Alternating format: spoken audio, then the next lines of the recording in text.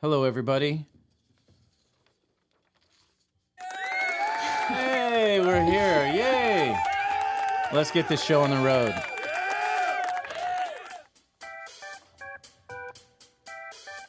Oh, yeah. We're back. Welcome, everyone, to Teen Talk, a podcast where we get a chance to dive into mental health from the perspective of today's youth. We will be discussing real-life mental health problems and talking about how mental health affects our teens and my speech impediment. Each podcast will have teens from our community talking about their mental health and wellness and bringing awareness in an anonymous format, unfiltered and with current issues. Let's get a chance to know each other. First, let me introduce my lovely co-host, Jessica Walling. Hey everybody, this is Jessica, back here on our next podcast. And if I can introduce my enthusiastic host over here, Mr. Dalen. Hello everybody, I'm really happy to be back. And we have a new guest in today. Her name is Lisa. And but before we get started, I wanted to kind of do a little public service announcement. I want to encourage everybody to be aware of their feelings on mental health issues and know that topics we discuss are pretty heavy and can be triggering for those that are listening. Listeners should be conscious of their own mental health needs and seek help if needed. This podcast is not meant to be therapy or advice to the listener, and if you feel that you need support, please reach out to Nexus.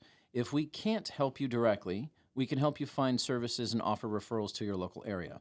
Our website is www.nexusyfs.org, so that's www.nexusyfs.org, and our phone number is 209-257-1980, extension 101. Again, that's 209-257-1980, extension 101. And if you find yourself in a psychiatric emergency, please dial 911 or the new number for suicide emergencies, which is 988. And some of you like to text.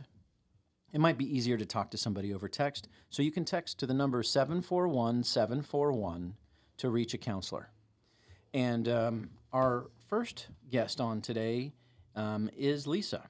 Now, we've brought on a client here at Nexus, and this is her alias. So we're keeping all underage clients' actual identities confidential. But Lisa, we are happy to have you in studio today, and can't wait to dig into some of your stories and kind of hear what's going on for you. Thank you. Getting started, do you want to tell our listeners a little about yourself, how old you are? And I'm Lisa. I'm 16. I almost forgot how old I was. I'm 16. Currently in high school? Yes. Yeah? What grade? Junior. Junior. You're excited to, halfway through the junior year, right? Yep. Excited to get it done and move on to senior year? Kinda. Kinda? I like school. Yeah, you do. Yeah. Has your junior year been everything you thought it would be? Well, a lot of people say it's really hard. It's the hardest year of high school. And they're definitely right. It is definitely the hardest year of high school. So. What makes it hard? Well, they just, it's a good question. I feel like, well, in our junior year is when, the year that matters. Mm-hmm. And so, they try to push you to, do, better than you were your last few years. And we have the big tests this year with our scores. Which are what? The CASP testing. Okay. Yep. And they actually count this year. Okay. So, yeah. They do? There's a lot of college research done this year, looking into what's your future, what do you need to squeeze into that senior year, right? Yep. And so I guess your junior year, you start to think about the future a little bit more? Yeah, definitely. So would you say that brings a little bit of stress to your junior year, trying to figure stuff out? Or Oh, yeah. are you still you do worry about it? Yeah. So what are your plans for after high school? Well, I think that I'm going to go to a 2-year college, and then after that, I'm going to transfer to a 4-year because I want to be an FBI agent. So. What? Those are Yeah. some great aspirations. Where did Yeah. that come from? And then I'll be a cop from there, and then I can Secret agent Lisa, badge and gun, Already got an alias. It's thwarting, working great. thwarting evil. Yeah. All right, that sounds good. Is this something you've always wanted to do? Well, last year we had a college and career fair. I've always been kind of confused on what I want to do. I've always had a lot of different things. But last year we had a college and career fair at school. And it was just like a bunch of colleges came to our school and like different careers and like the firefighters and the cops and everybody came to like teach us about like the things they do and how to get there. And the FBI one just stood out to me. It's really cool. Yeah. So yeah. Have you been researching it? Know what you need, what you got to do? Yeah. Do you have an interest in criminal justice? Yes, I always have. That's awesome. So why is that? Cool. I don't know. I don't know. I always loved like the cop shows and Okay. just learning about cops and their cars and yeah. Mysteries, figuring it Yeah. out, solving the So problem. you want to do like a high-speed chase? Yes. Boom, like with your head out the Like window. it'd be so fun. Yeah. Yeah. Yeah. I tell you what, you look me up in 15 years, I want to do a ride along. Yeah, for real. Mm-hmm. Anywhere. In 15 years? Well, I mean, she's got to graduate. She's got to go to college. She's got to go through the academy. What Then, if you know, you've got to. She could be the youngest FBI agent ever. You never know. Well, I would Goddamn. figure in 15 years, you'd be high enough up that you can pull some strings. Like I don't want to go right along and like just do some tickets, or like we're busting somebody that they keep stealing underwear from department stores. No, I want to like go on like boom, like mafioso. You're like big bust. I want to ride along on that. Door kickers? Maybe you gonna be a door kicker? Guess if I'm told to. Okay. SWAT, door Boom. kickers. Okay. All right. Well, you want to give us a little bit about your backstory? Yeah. Just like my whole life. Whatever you're comfortable sharing, letting our listeners know kind of what you have going on and what's brought you here. Well, and then so we are here on like mental health teen talk, right? So hearing about the first year of kindergarten might not be where you want I to start. didn't go to kindergarten. You didn't. No. What? You were did just it. a creature out in the wild, they- just running around? Well, they put me in kindergarten, and then they were like, I don't know. I guess I was too advanced for kindergarten, so they just pumped me to first grade. Really? Yeah. Okay, that sounds like an FBI agent to me. Got some smarts going on over there. Yeah. Okay. All right. Okay, so but give us like where your mental health, has started to like you noticed that you were starting to have issues and that you wanted to seek counseling, and so kind of give us that start from there. Okay. Well, my mental health probably started, I guess I would say, declining, or like I kind of figured out like about what it was when I got sent into foster care, which was 2021, I believe. So this is pretty recent. Pretty recently, yeah. Okay. So I never really learned about like mental health and what it was until foster care. Okay. And then they started putting me in therapy. I went through a few therapists. And when you say they, like who is they? Right? That's always a question here. The judge. The judge. So court appointed. Court-appointed. Therapy. Therapy. Okay. Yeah. And then ever since then I don't know. So- Just enjoyed it. So you enjoy therapy Yes. and you find it beneficial. Yes. Why? Well, I have people I can talk to. But it's good to have someone who's like trained and like knows how to help me. Be able to talk to them. Yeah. Okay. So why do you get put into foster care? Well, there were some accusations about my dad from someone, and then, I don't know, they didn't really give me much information. I was walking to the park with my little sister, and then a cop pulled us over, and he was like, "Stay with me." I was like, "Okay." And then there was like 3 other cops that pulled up, and, they were like, "Oh," like over the radio, they were like, "Oh, we got him." And I was like, okay, this is kind of scary. Like, what did I do? Very ominous. Yeah, and then there was this white car that pulled up, and this lady got out, and she was like, "Oh, I'm with social services, and we have to take you over to, what is that building? The other one. Social services building? The courthouse? No. So CPS? That building, it's on Conductor. Oh, I don't know. It's the county building. The county building. County Yeah, building, it's the main okay. county building. Yeah. So they take took you us to the there. county building. yeah, the lady said that that's where she had to take us, and I was like, for what? And she was like, oh, you're going into foster care, and I was like, oh, okay, this is weird. And you didn't have any idea what that meant? Yeah. Yeah. What did she explain anything to you on the car ride over? No, it was actually very awkward. We didn't talk at all. So, and nothing like potentially kidnapping a kid off the street and then not telling them And, yeah. what's What's happening, happening and or what's going why. on. Yeah, and she made me sit in the back seat. How unfair. Yeah, I was like, I'm old enough. Can I sit in the front seat, please? Yeah, I don't need a booster. Yeah, Yeah. Okay. So you get dropped off at the courthouse, county building. county. County building. And then what happens from there? Then they had already picked up my brother from the park he was at, and then my dad's girlfriend's kids at the time. They were all in that room together, and they sat us all down, and they just said, you're going into foster care because of some accusations made against your dad, and they separated all of us.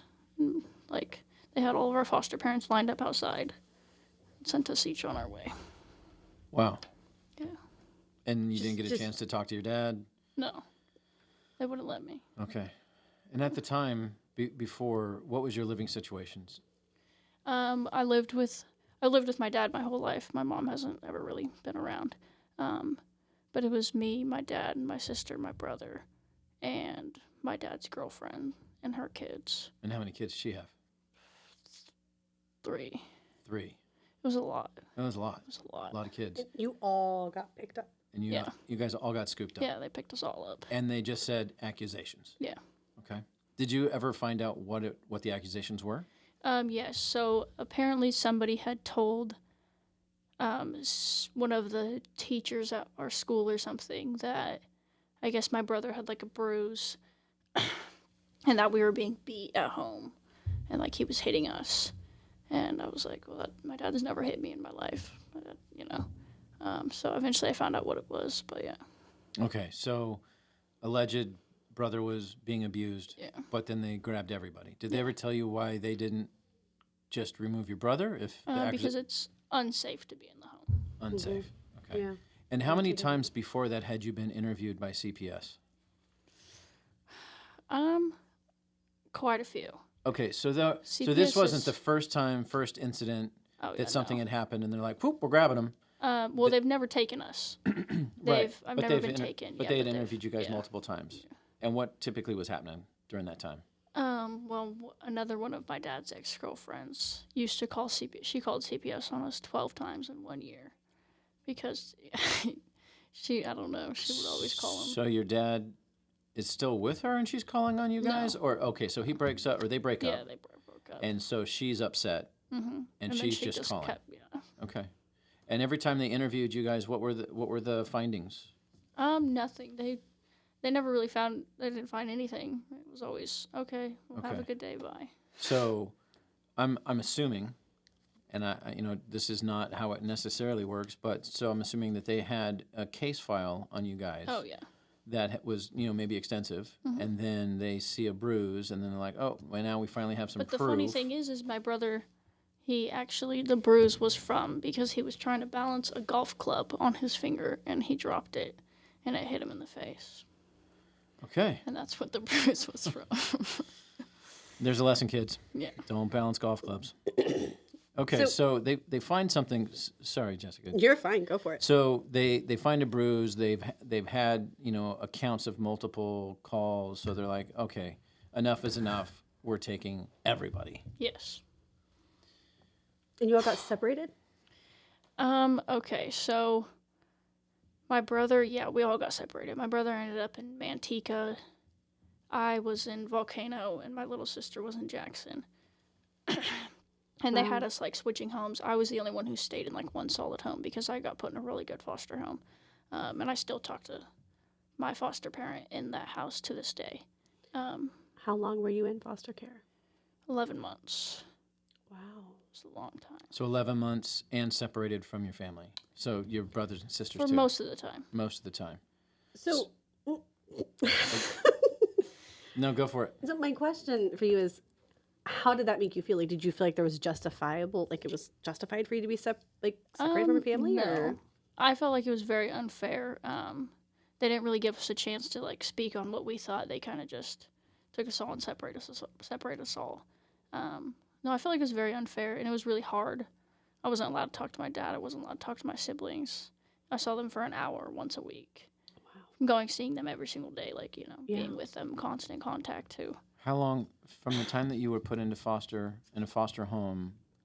How soon were you able to see your dad? I didn't see him for probably 3 weeks. Okay, so it was Or talk to him. Okay, so that's they were getting things sorted out, all the paperwork sorted out, and then they're like, okay, supervised visitation, right? So then they have a stranger monitoring you while you're visiting him? Yeah, it was our social worker. Yeah, social worker, right, okay. But so in your situation, you said your foster parents were pretty cool, so you were in a good home? What about your siblings? My brother got sent to Manteca he got sent to a Hispanic home, and they only spoke Spanish, and my brother only speaks English, so he never really knew what was going on. So I don't know, it was kind of confusing for him. Okay. Yeah, that sounds like it'd be really, really difficult to deal with. And then they took my brother from that home, and they sent him to my aunt on my mom's side, which we haven't talked to in like 12 years by that time. And so I was like... So stranger. Yeah. An aunt, but still kind of like a stranger. But still kind of like a stranger, yeah. Because during this whole time, you're around 14 when this happens? I think I just turned 15. Just turned 15, and mom's not really in the picture. No, they contacted her when we were put in foster care to let her know or whatever. And then that's when me and her kind of got into contact again. Okay. It was, That's a whole nother story. Yeah. That's a whole nother story. Okay. So your brother gets placed into, we say that like an estranged family member, right? So they're kind of strangers. So into your aunt's house. And are you able, during this time, are you able to contact your siblings? Like, no. So you're isolated, so you don't know what's happening to them. Yes. What's going through your mind as you think about what's happened to your family and to you? It was rough. It was definitely hard.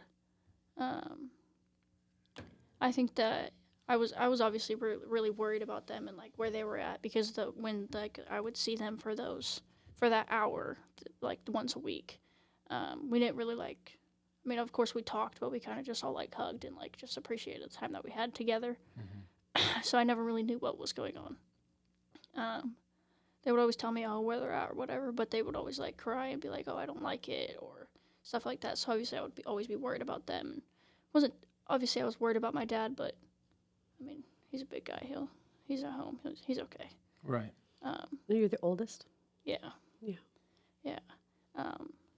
So yeah, obviously, I don't know. I was really worried about them. Okay. Mainly my siblings, yeah. So then what happened with your sister?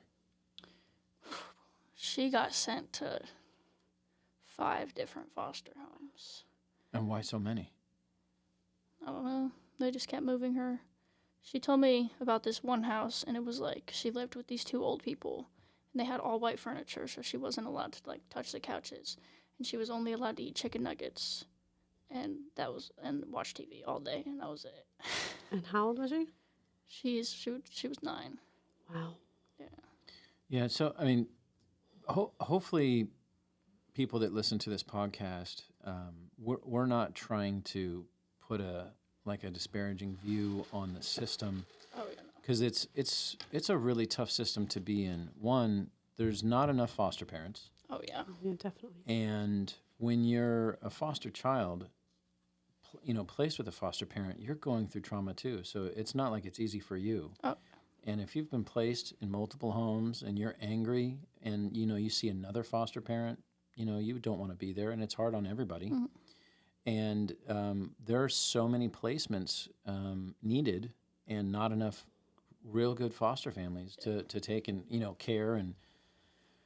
And it's a tough situation. So the other aspect of this is that while, yes, there were allegations, Mhm. and they've obviously been proven that they weren't real. It's also important to know that they took action, because there are plenty of times when they are real. Oh, yeah. And, you know, they do take action to put the kids first and do the absolute best that they can. Yeah. So your sister's in 5 different placements. Does she end up at the aunt's house? Yes. So she ends up at my aunt's house because we have different moms. So she's not related to my mom's side of the family at all, but they put her there with my brother. They were there for probably like a month. And then I told my CPS worker that to bring my siblings back to me within that week. Okay. And what happened? My siblings were back. Nice. To me Did in- you in my did you use your foster home. future FBI like persona? Like, you will get them Yeah. back now. Yeah. Okay. I wasn't nice. Okay.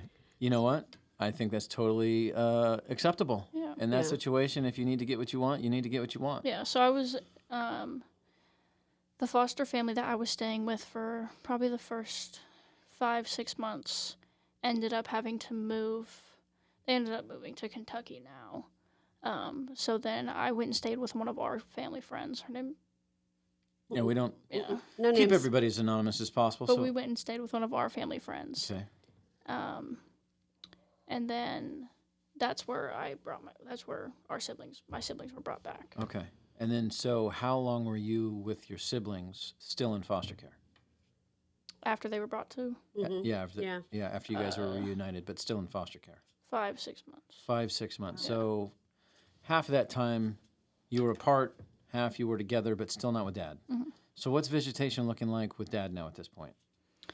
They started raising it, like increasing our time with him, so it would go to like 2 times a week. And then by when I was at my foster home, when we all 3 were put back together, we probably saw him. I think that was when he was allowed to pick us up and take us for a few hours out of the day. Okay. Yeah. And Like we would go, was your dad always there at those meetings? Oh yeah, always. And what did your dad say to you guys? Because I'm assuming, and correct me if I'm wrong, but every time you saw him, you're asking him questions like, "What's happening? Where's this going? Where are we at in the process?" You're asking him all these questions, right? So, what kind of answers was your dad able to give you?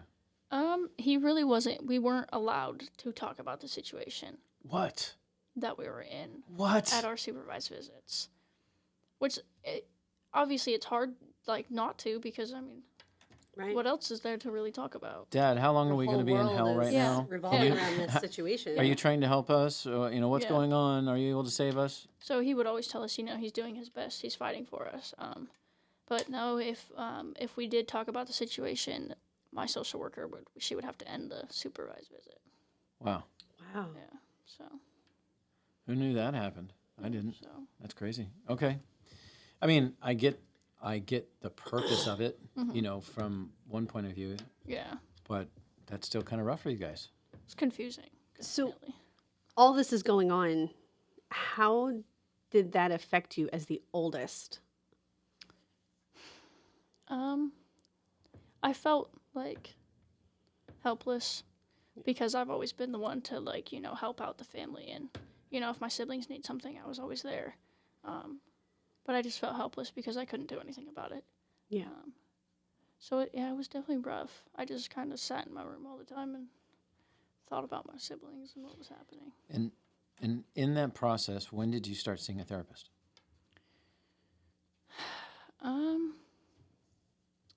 Well, my social worker, she wasn't the best social worker. I'm not a fan of her. Not a very big fan of her. So she would always say, we're working on getting you therapy for probably a good 4 months, 3 or 4 months. But it never happened. So once we got a new social worker, she set us up in therapy. So probably 6 months in. 6 months in. Okay. Go ahead. Has therapy always been here, or were you going somewhere else to seek therapy? It started here. Mhm. I started with a therapist here, and then they transferred me to behavioral health. Okay. because it was more serious, I guess. But I didn't like it over there. It was pretty triggering because it was like the same building as Yeah. where I was. So, Yeah. yeah. And then I came back over here and Okay. I got Dalen. Lucky you. She I'm got me. stuck with Dalen. I like this girl. I like this. Yeah. Wow. Wow. Lisa and I are on the same page, man. Yeah. Okay. She got me. Sorry. So, what were your initial thoughts? Because we're gonna get you therapy, and you're like, I need therapy. At that time, what were you thinking therapy was? Like, was it like gonna save you? Was it gonna be like end all be all? It was gonna make me feel good. Like, what were your thoughts of therapy? Okay. I never really knew what therapy actually like was, and like that there's different kinds of therapy and like a lot of different aspects of therapy. Because I used to like even on TV, like you'll have like a person sitting down taking notes, and some like the client talking, and so I always thought it was just like you just sit there and talk to them and they write it down and you just say bye. Like I didn't think it was gonna help, you know. But then I started coming to therapy and I figured out like there's a lot more to therapy than just sitting down in a blank room and talking to a wall. Right. Yeah. So, you realize you want to try something to help, Yeah. and then you start seeing a therapist. What was therapy like for you when you first started? It was definitely different. It was a big change. Because I usually just bottle up all my feelings and kind of just keep it to myself. No, 'Cause- people don't do that. That's not a 'cause- thing people do, is it? I guess it is. Bottle up emotions and just keep it to Really? ourselves? Oh, okay. Crazy. Yeah. Oh, new fad. Yeah. But yeah, I don't know. So it was good to have someone to talk to Okay. that I knew that like it was confidential and yeah. Yeah. Confidential is super important. I mean, it can't be understated, actually. And, you don't realize how important the confidentiality piece is until you're in it. Yeah. When you realize that I've got somebody staring at me and they are totally focused on me and everything that I say, they care about what I say, and they're not going to say anything to anybody else. They're not going to talk to my dad. They're not going to talk to the social worker, nothing. And I can let it all out and they're not going to judge me. Right? That's huge. Okay. So, were you angry at the time? Oh yeah. What did I'm leading a little bit just because I know some things. How was your anger affecting you personally at that time? And so start with that question. How was your anger affecting you at the time? Dalen, you always ask me such hard questions.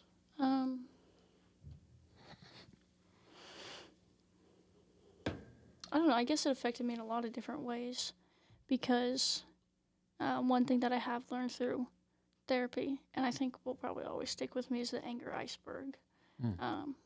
Love the anger iceberg. Absolutely. So I think that, yes, I was angry, but there was a lot more to it than just anger because I was so upset about the situation. I was so sad about the situation. And I was in so much pain about the situation that it all came up as just anger, and I didn't want to talk to anybody. So, yeah. Okay. What was your anger getting you into any trouble? Yeah. Like what what kind of trouble? Um, Like, are you beating people up at school? Are you throwing things in your room? Are you yeah. screaming at people? I mean, like, what's your anger doing? Yeah, I used to get really upset at my teachers, just because I was going through so much. They would just say something and it would just, Set you off. yeah. Let me So I tell used you to- something. Yeah. So I don't know. I used to take it a lot out on my teachers. Eventually, I learned that's not the right thing to do, and I went and had a conversation with them and apologized to them. Did you? Yeah. Wow, So that's cool. yeah. How did those go?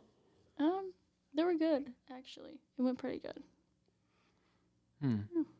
Yeah. You recommend that process? Yes. Yeah. Don't be mean to your teachers. They go through so much. Don't be mean to teachers. Every teacher everywhere is jumping for joy right now. Yeah. It's a tough job. It is. Yeah, they're dealing with your anger, and they're dealing with little Johnny's anger and little Susie's anger and Everybody's anger. everybody's anger. And then they don't have an outlet sometimes for themselves to let out their anger. Yep. And then they beat the principals up because they're mad at them. Oh, sorry. Where'd you go to school?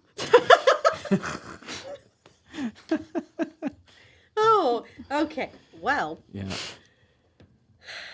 so we've discussed, the anger and how you were doing, but how are you doing right now? I'm okay. I'm going through a lot with my mom right now. Yeah. Like ever since she came back in my life, it's kind of been ups and downs. No, she came back into your life through the foster Through care the foster, process. yeah. So this has been going on for a while now. Yeah. Yeah. But I'm doing pretty okay right now. Besides my mom, I think I'm pretty good. So, but I always like to make sure that I cover everything. So you're in a placement now, 5 to 6 months with your siblings. Your dad's able to kind of take you guys for a few hours here and there. Oh yeah. So what happens, like, how did you guys reunite? It was, they started to let us, CPS started to let us have, like, spend the night at our house, which was a weird concept. Mm-hmm. Like Let me spend the night in my own room. In my own room, yeah. It was weird. So we started doing that more and more. And I think that was probably the hardest part, was the supervised visits or just the visits in general, because, like, in a few hours you have to go back and you have to leave, like, your dad. So, yeah, that was probably the hardest part of it all, was to, like, be able to see my siblings and my dad and then In my room. just have to leave. Yeah. So how long did that go on for? Probably a month. A month. And then somebody came in and said, hey, this is the next step. Now you guys are going to be Yes. conditionally placed back with your dad. So, yes, we went to court, and the judge said that we could go back home. That was really emotional. Yeah. That was, yeah. Conditionally, though, right? Because the case yeah. is still open. Yeah, it was a family maintenance, I think is what they called it. So they would still come to the house and check up on us and make sure we were doing okay. Up until just recently, our case got closed. So how long were you at home before they closed your case?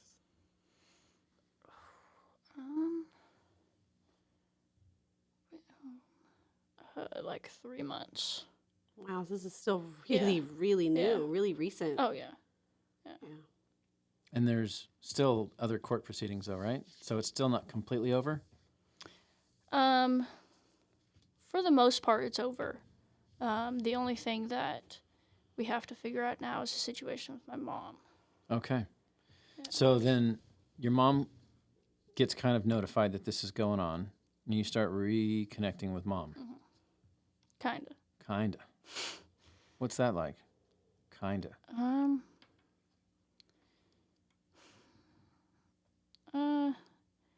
I don't know. It was weird because, like, I've always had such a soft spot for my mom. I've always felt like, I know it's not my fault, but I always felt bad for my mom. So, like, I was upset at her for, like, leaving us, but at the same time, I felt so bad, because, like, I knew she was sad, and I knew that, like, it hurt her.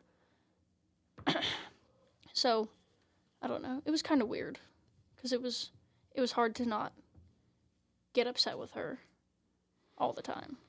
And just, like... But you were dealing with a lot of anger. Yeah. So you were still getting Sometimes upset. I did get upset at her, yeah. Right. How did those go? Um, What was that like being in Angry Lisa's room while she's raging and you're the mom? What do you think? well, I don't think I ever did it to her face. We had a few arguments, but if it was to her face, I usually could control myself. Okay. But a lot of times I would get upset at her if I was just like in my room, like thinking about it, and I would call her and like, or text her and just like yell at her, and then hang up. And why were you mad? Like, I think a big part was just everything going on. but you had specific anger towards her. Yeah. So what was your specific anger towards her about? I guess just her leaving us at such a young age. And she lived right around the block for me for a majority of my life. And she would never try, like, put in any effort to, like, see me or nothing. Wow. She would make a Facebook post every now and then, though. Towards you guys, like my family, or she would just make on a my post? birthday, she would be like, "Happy birthday." Okay. Wow. Yeah. And so you've been seeing her more recently? Yeah. Yeah. Tell me about that. How's that going? Well, it was going good for a second. And then just recently, her and my dad can't co-parent for the life of them. If they were on their deathbed, they wouldn't be able to co-parent. I don't know. I don't get it. But it's going good, minus the fact that they can't co-parent, so. Okay. So when you say they can't co-parent, give us an example. For example, we picked up my brother from therapy the other day, and she was upset that she didn't get to see us Christmas Day, but she got to see us on Christmas Eve. So my dad had set up to where we could go over there all day Christmas Eve, and he'll have us all day Christmas. And that was fine, because, like, we're just getting back into seeing her again. Like, Right. like that was okay. And she came up to our, like, I got out of the car to go give her a hug, whatever, and she came up to the car, and she just, like, got mad at my dad. And she was like, what'd she say? She said, I don't know, something about I want the kids on Christmas Day.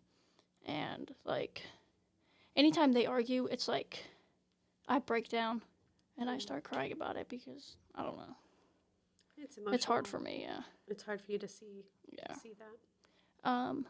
So then, like, we were driving back home, and she called me, and she started yelling at me, why can't your dad co-parent with me?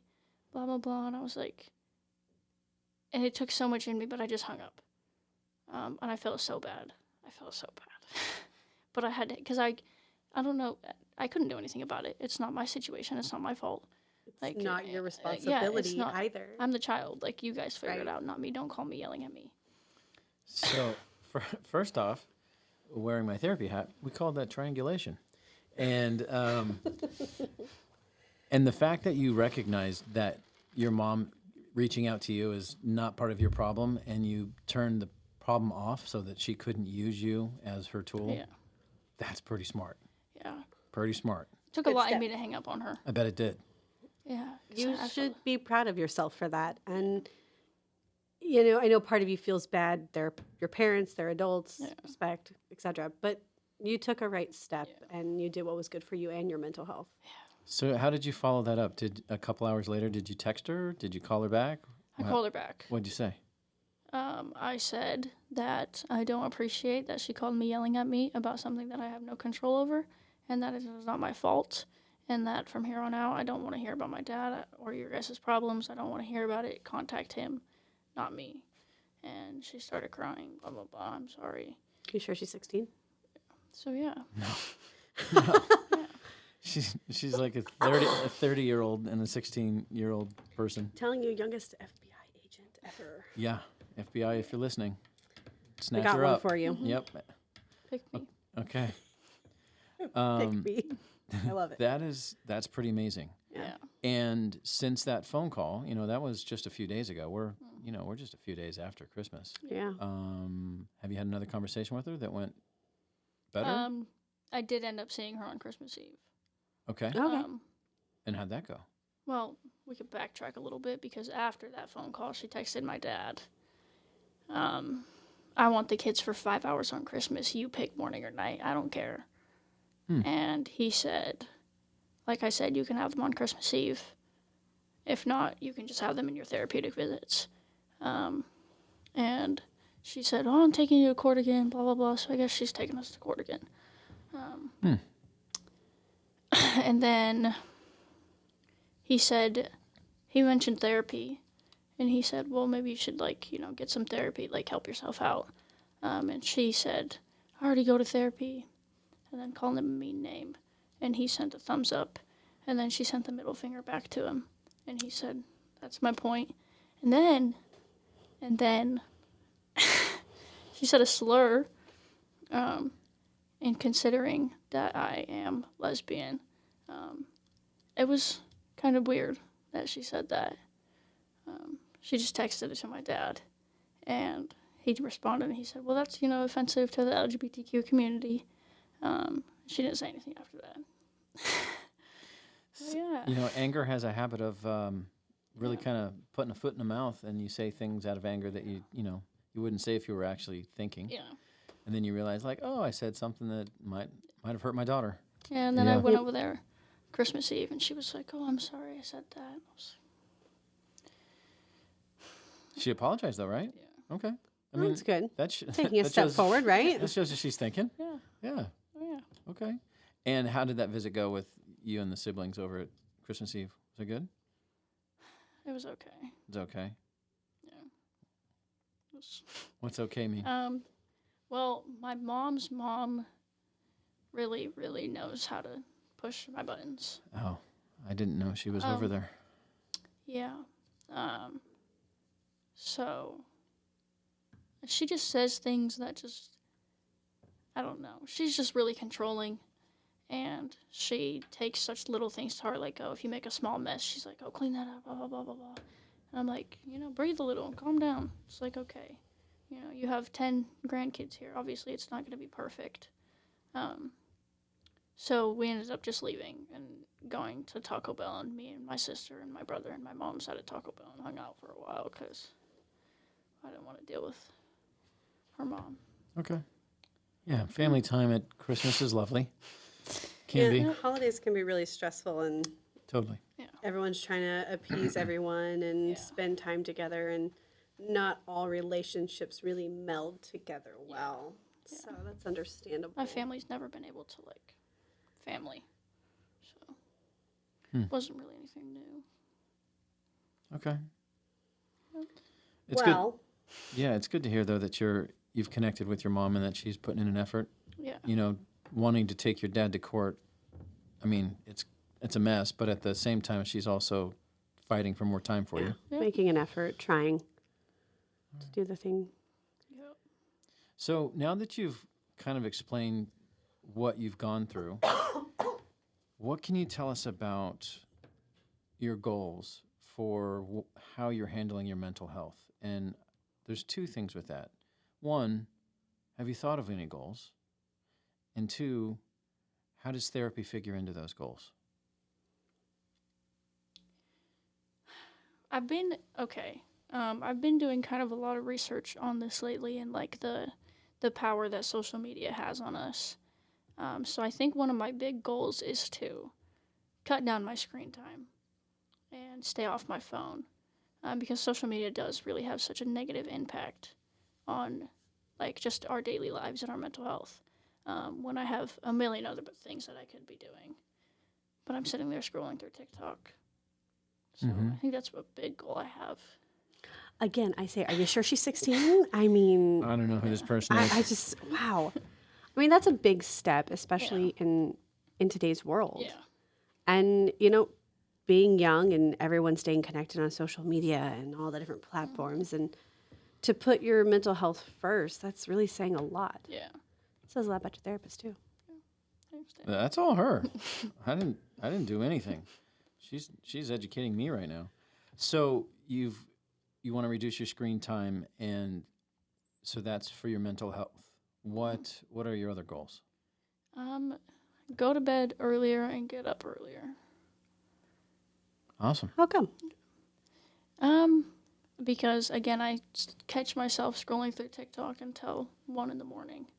Yeah, it's not very good. I think that it would help me throughout my day have a lot more energy and motivation to do things, instead of sitting there scrolling for 4 hours every night. Well, we have talked about sleep, right? Yes. That's the building blocks of handling the rest of your life, right? You got to get good sleep. So, how is therapy now a part of that goal? What do you want therapy to be for you?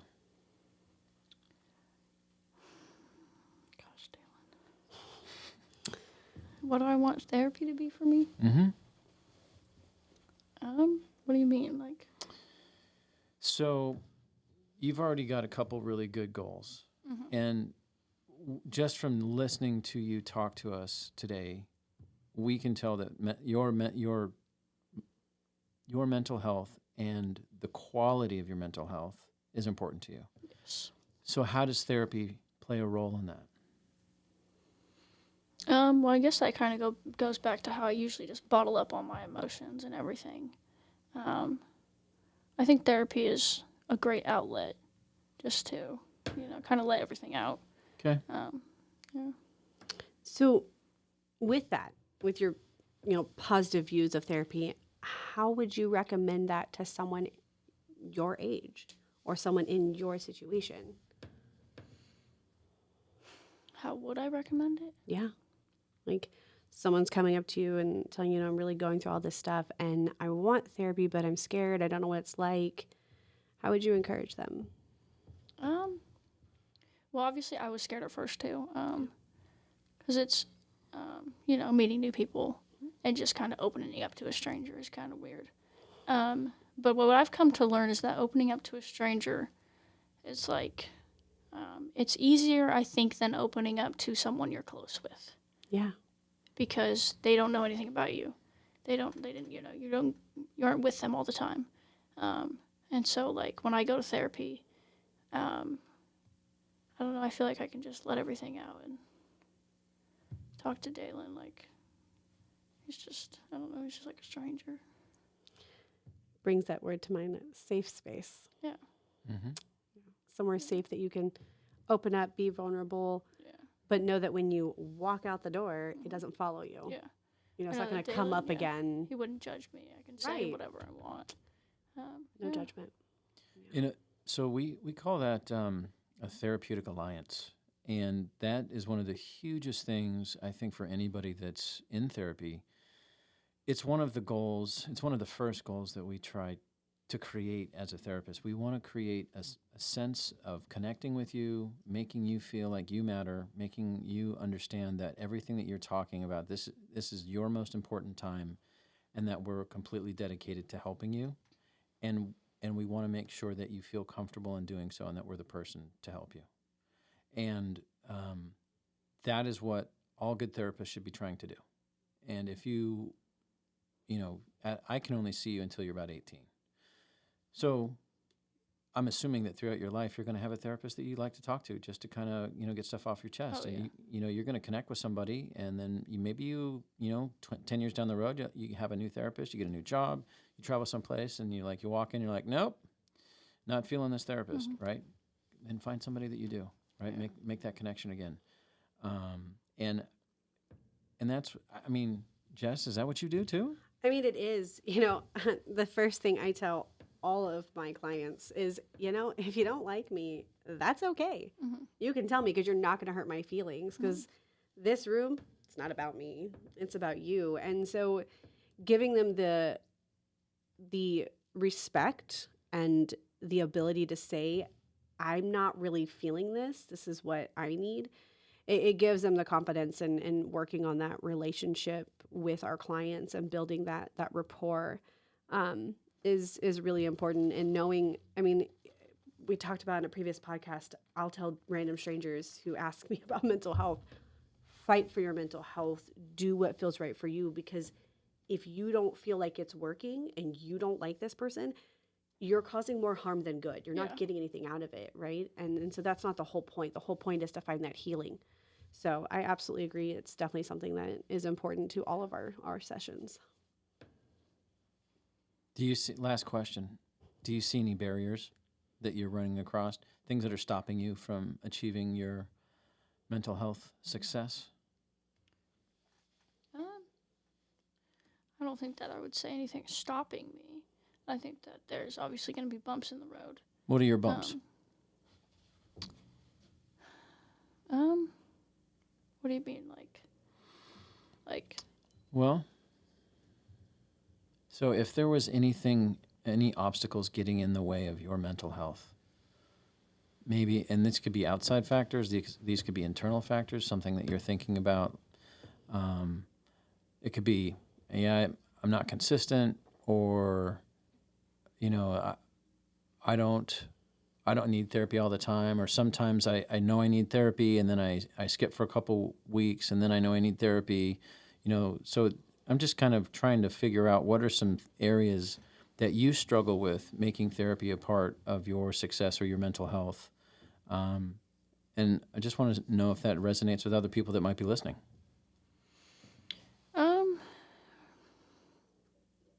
Well, I guess the bumps in the road thing would be a big thing. Would be my mom. Anytime I do talk to somebody about my mom or how it's going, they tend to say, "Oh, well, that sounds toxic," or something like that. And I know it is, and obviously I'm trying to work on that. But I know that having her back around does take a toll on my mental health, and it is rough. So I'd say that's a big bump in the road, but I just have to remind myself that, it's okay, and just try not to let it get to me too much. Okay. Yeah. I think I understand that. You got a lot of people telling you dealing with your mom is toxic? Yeah. How do you think Here about and there. what do you think about that? I don't know. It is sometimes. It can be. So there's some truth to their statement? There is some truth to their statement, but I believe that if me and my mom continue working on it, and we just work on it together, that eventually we'll be at a place where it's not toxic and it's healthy. Okay. And we can have a healthy relationship again. Awesome. Well, everybody, that's the end of our podcast. Lisa, thank you for coming in. Of course. I just want to thank you from the bottom of my heart. You've shared an amazing story with us. You talked about some wisdom beyond your years, and Absolutely. it's magical that we got it recorded. Yes. So you'll get to listen back to this and go, wow, that came out of my mouth. It's so amazing. So thank you. Of course. Jessica. I think I want to commend you. This was a very brave step to share this and to help bring awareness to others so that they can, resonate and not feel so alone in these situations. So we want to thank you for doing that with us and being here. And we look forward to working together again. Yeah. Yeah. Thank you, guys. Did you have a good time doing Absolutely. this? Yes. Awesome. I did. All right. All right. Well, until next time, we are out. This is Teen Talk at Nexus Youth and Family Services. See you next time, guys.